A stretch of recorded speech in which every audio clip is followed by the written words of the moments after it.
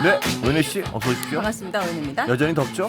너무 덥다는 말로도 이제 좀 네. 부족한 것 너무 뜨겁죠? 네, 네. 이게 과연 사람이 살 수 있는 온도인가? 예. 네, 걱정됩니다. 사실 8월이 아직 오지도 않았잖아요.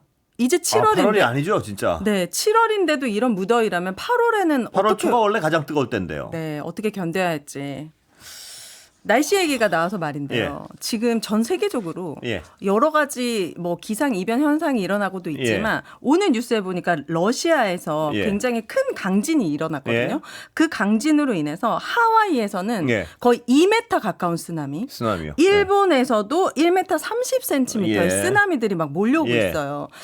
저는 이게 우리가 뭐 텀블러 쓰고 네. 재활용 열심히 하고 이걸로 해결된 문제가 아니라 전 세계적으로 이제 강력한 어떤 조약 협약을 통해 가지고 뭔가 대책을 마련해야 되지 않을까 싶어요. 그거를 하자 그랬는데 안 지키고 있죠, 지금 세계가. 그리고 트럼프가 예. 가장 반대하고 네, 있잖아요. 그렇습니다. 아, 예. 그런 부분들이 너무 우려가 됩니다. 예, 너무 날씨가 정말 제가 정확히 기억은 안 나는데요. 제가 하여튼 좀 어릴 때는 이 정도 기온은 아니었던 거 분명한 것 같아요. 그건 너무 옛날이잖아요.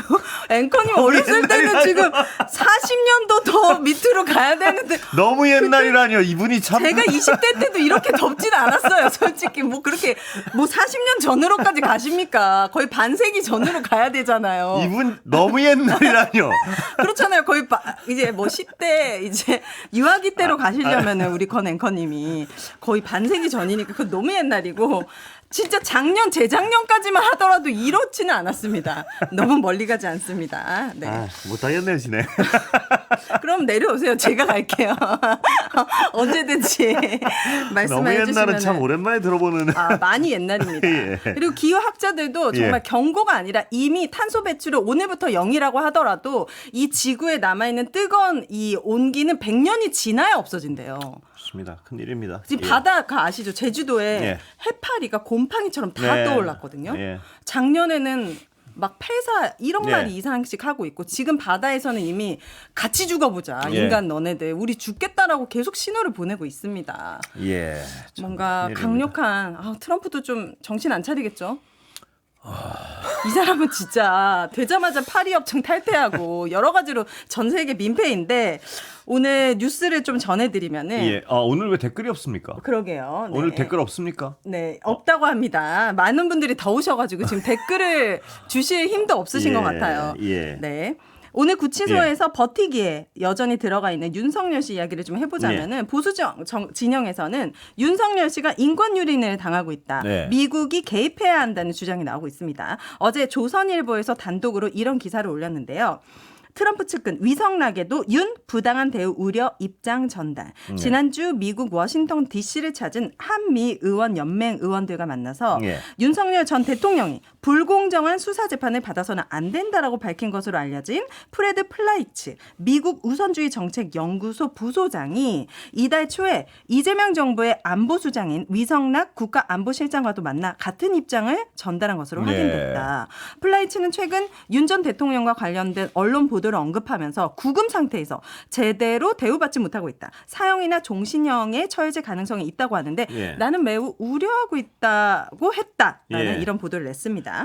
보수 진영을 엄청 이제 인용하고 난리가 났죠. 그런데요. 사실이 아니라는 거 아니에요. 자, JTBC에서 어제 이 발언의 당사자에게 사실 확인을 하는 팩트체크 보도를 했는데 주장과 달랐습니다. 프레드 플라이츠는 트럼프 일기 때 백악관 국가안보회의 비서실장을 지낸 인물인데 이 JTBC와의 이메일 인터뷰에서 내 입장을 명확히 하자면 윤 전 대통령이 부당한 대우를 받고 있다고 말한 적이 없다. 윤 전 대통령의 현재 상황에 대해서 알거나 판단을 갖고 말한 게 아니다라고 강조했다고 합니다. 참 황당하네요, 그죠? 아니 근데 어떻게 이게 이렇게까지 조선일보는 어떻게 된 무슨 근거로 이런 기사를 썼을까요? 좀 물어봐 주세요. 같은 언론인들끼리 이거 무슨 일입니까? 그리고 이제 플라이츠 부소장이 미국을 찾은 한국 국회의원들과의 만남에서 윤 전 대통령에 대한 공정한 재판을 언급한 것은 사실이지만 트럼프 행정부의 입장을 대변하지 않으며 개인적인 의견일 뿐이다라고 말하기도 했다고 합니다. 아주 그러니까 JTBC에서요. 이 영어 인터뷰 전문을 공개하면서 전혀 사실이 아니라고 딱 못을 박았어요, 보면. 이건 팩트 체크를 아주 단단히 한 건데요. 도대체 그럼 무슨 근거로 이런 기사를 썼을까요? 그러게요. 정말 궁금하네요. 이런 것들이야말로 어떻게 보면은 너무 잘못된 정보인데. 그렇습니다. 이거 이 JTBC 팩트 체크에 따르면요. 네. 이거는 그러니까 본인이 두 가지 말을 했을 가능성 별로 없어 보이는데요. 정말 근데 이게 문제는 말입니다. 이걸 떠나서 아니 미국에다가 왜 우리의 그 내란 사범에 대해서 뭐 부당 대우를 하지 말게 해달라 뭐 어쩌 이 얘기를 왜 미국에다 자꾸 하는지 저는 그 자체 심평 변호사 이분 심평 변호사는 이제 또 계속해서 미국의 개입을 요구하고 있는데요. 그러니까 뭘 어떻게 해달래?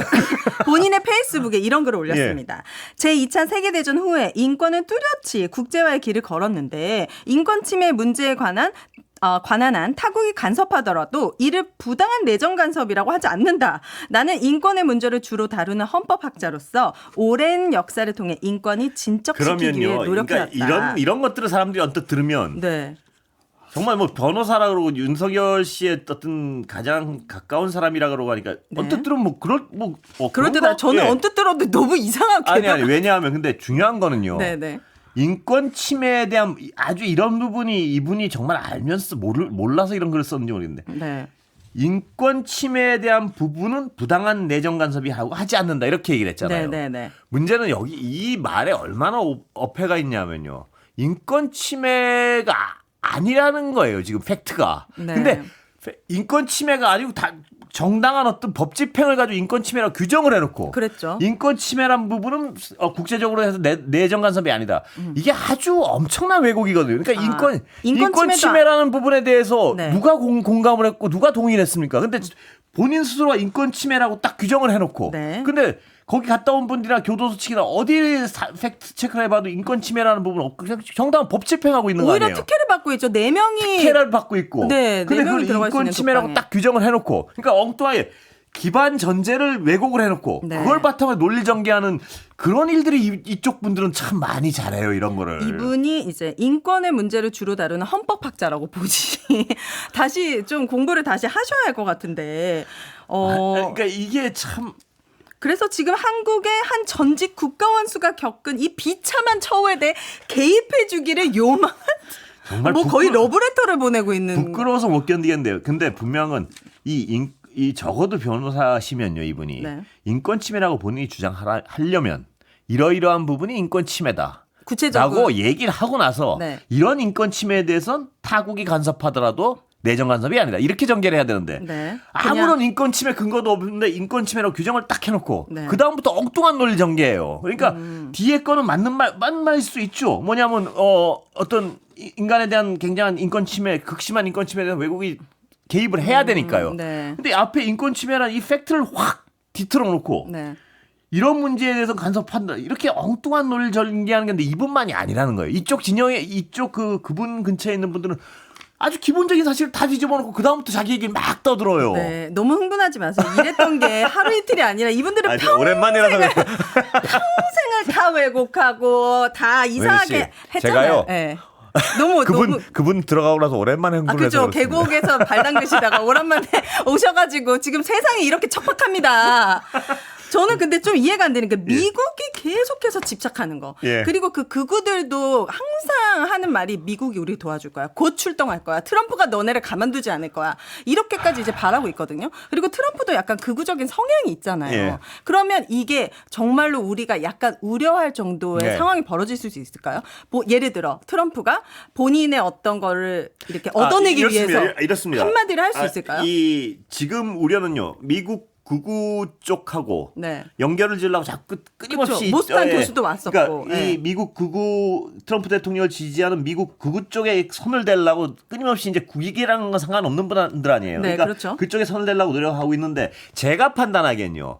이 트럼프 대통령이 그런 어떤 극우 세력의 지원을 이용은 하더라도 미국의 국익이란 측면에서 그걸 가지고 우리한테 직접적으로 볼 얘기 전 그런 멍청한 짓은 절대 안 할 거라고 봅니다. 그렇게 설사 하더라도 우리 정부에서 그거를 받아들일 일도 없고요. 없잖아요. 그러나 그렇게 하지 않을 겁니다. 아마. 그래서 지금 이런 얘기가 나오는 겁니다. 뭐냐면 난 그런 말 한 적 없다. 딱 선긋기. 그렇죠. 그러니까 이거는 자기 내부의 극우들을 이용하려는 정치적 동기는 있겠죠. 그러나 그걸 들었다고 해서 이 정부가 공개적으로 그 극우의 주장을 가서 이쪽을 우리를 압박한다? 전 그런 일은 없을 거라고 봅니다. 당연히 없어야죠. 다른 그렇게 죄도 멍청하진 아니고 않습니다. 내란범이고 비상계엄을 일으킨 사람인데 사형과 무기징역만이 기다리고 있습니다. 법치주의 국가잖아요.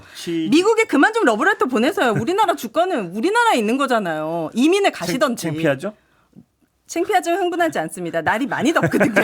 흥분하는 순간 갑자기 더워지기 제가 오늘 때문에. 대신 흥분을 해드려서 일부러 네. 좀 약간 냉정한 척하는 거죠? 아닙니다. 시원하진 않았지만 좀 답답하긴 했지만 여러분 오늘 저녁 좀 시원하게 보내시길 안전하게 여기까지 하도록 하겠습니다. 더운데 조심해 가세요. 네, 감사합니다.